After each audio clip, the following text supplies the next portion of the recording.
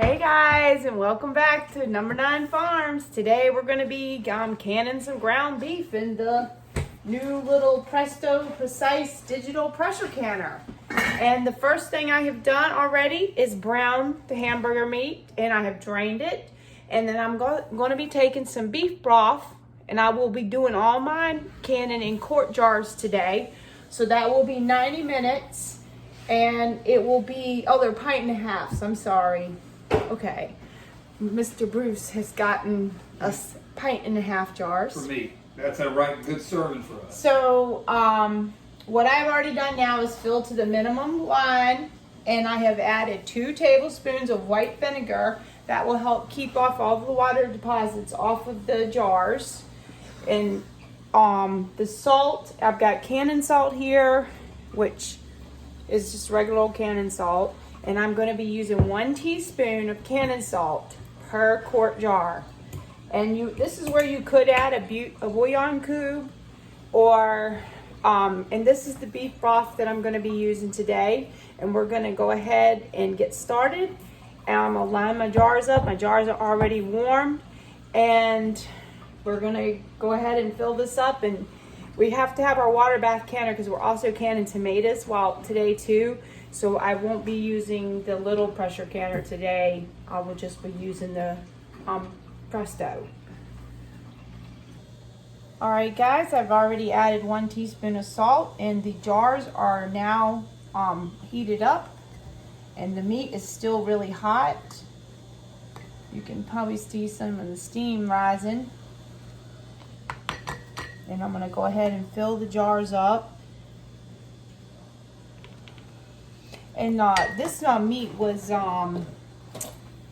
this ground chuck? Ground chuck. Yeah, ground chuck. 97.3 ground chuck. Okay, so you want to just kind of loosely pack it in, not too heavy and tight. And this was 10 pounds.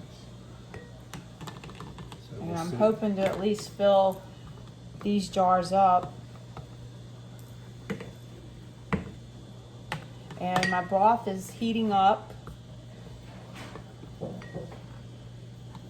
Go ahead now and put a little bit more in there. It's so different than doing it with jams or jellies. And with the raw pack, it's totally different. Yeah. Because you got it with raw pack, you got to account for any liquid I don't think that the meat naturally would make. I don't think I want a raw pack. It does make a lot of juice, that's for sure. But we're gonna add our own little broth in, and you don't have to add the salt. I don't know if I said that, but that's optional. But we always have. And what I like about this is this has been pretty quick and easy. I actually was up making the coffee butter lotion bars, and I was also finishing up the candles this morning. So I've had a pretty productive morning. And of course we are so loaded with peppers right now that it's just unbelievable that my dehydrator is going to be running non-stop. And you can always come back to and put a little bit more in. It looks like we're going to be able to fill all the jars up. And see, this way, during the winter time, we can open one of these up, put in our soups, and like chilies, huh? Yeah, well, around here we can't eat enough chilies and beans. That's one of Dusty's favorite meals. Whenever I say chili, I have said the magic words.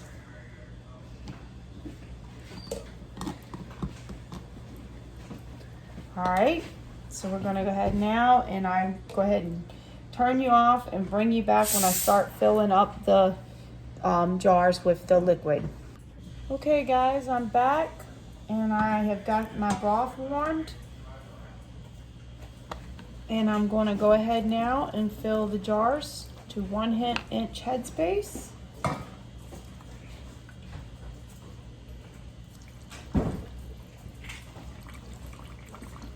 And of course you're going to want to debubble these really well since there's so much air pockets.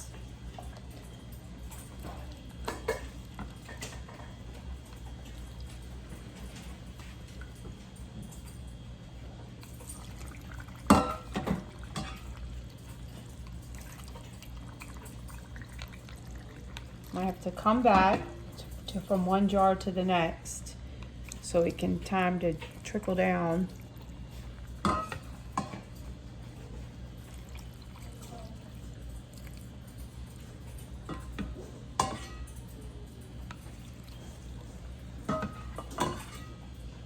I'm gonna have to just go ahead and start pouring.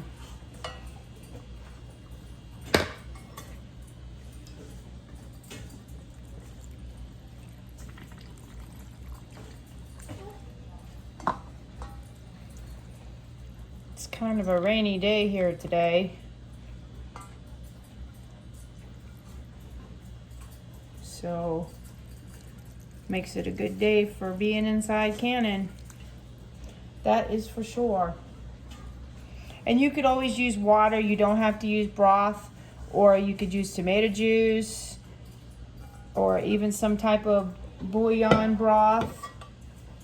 All right, I'm gonna go ahead and get my debubbler, and we're gonna go ahead and get the bubbles out.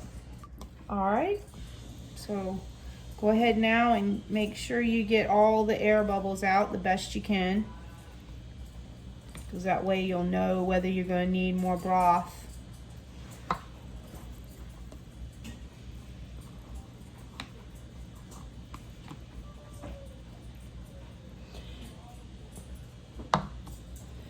But we've enjoyed this. Now this makes our 4th Tuesday of canning tomatoes. So we've kind of like, because all we do is can for everybody else all week and every day, that when it's nice to be able to can for ourselves. Yes. So we've been leaving Tuesday for canning our tomatoes, and in the process, now that we have this little Presto Sweetie Precise Yeah, that works really well. so makes it kind of like it, you don't have to watch it as much, and once it gets to that temperature and goes ahead. So we're pretty excited about this, getting our own canning done. All right, so looks like I'm gonna go ahead and clean the jars now, clean the rims, put our lids on, and we're gonna go ahead and put it in here. Okay guys, I'm on the last jar now. I'm dipping my cloth in hot water, and you want to make sure your lids, with all that grease, that they're completely cleaned. Nothing, no nicks, no. Go ahead and squeeze it down, just barely hand tight. And I know exactly what fits in here in my pot. So I have got 7 jars. These are the 1.5 pints. So I'm gonna go ahead now and turn on the machine and get started.